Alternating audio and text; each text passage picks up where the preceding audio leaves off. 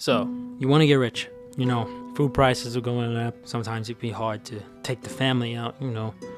Sometimes you want to go on a holiday with your boys, but, you know, you can barely scratch up a couple $100 just to book the plane ticket. Well, don't worry, I've got a tutorial for you today. I've got a master plan. It's going to make us all rich. Now listen carefully now. Everyone can do this. This is a flawless plan.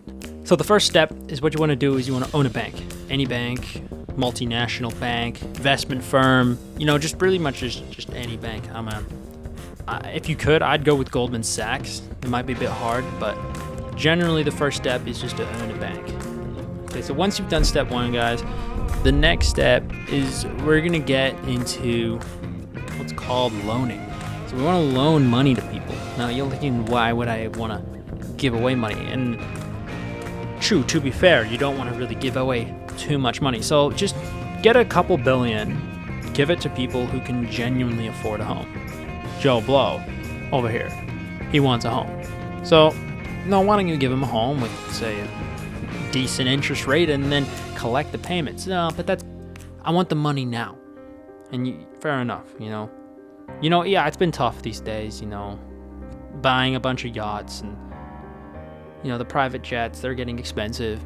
So, you know, having only a couple $1 million a month isn't enough. Why don't we get the money now?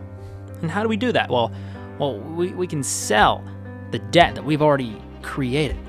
We can sell that debt to other people, what's called a debt obligation. We can sell that to our investors, our loyal investors. We love our investors.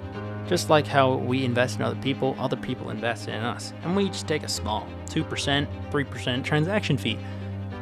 You know, nothing big. So what that means is that we can just keep selling these things and not have any liability on us. We just take the money and take our transaction fee and, well, loop-de-doo. Here's where you guys might get a problem, is when you start running out of people to give these loans to. When the government comes around and says that all the prime loans are finished, you know, everybody who can't afford a home loan already has one. What are you gonna do, you know? And here's one of my tips is you have two options here, essentially. You can either wait, like if you're willing to just suck it up and just take what you have and just take the dubs, you know, and not bother going down any other route. You know, you can just quit now and just keep giving out loans to people who can afford it.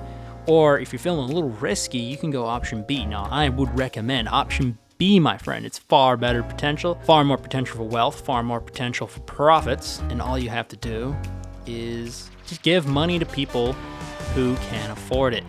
We don't actually have to worry about whether or not they're going to pay it back.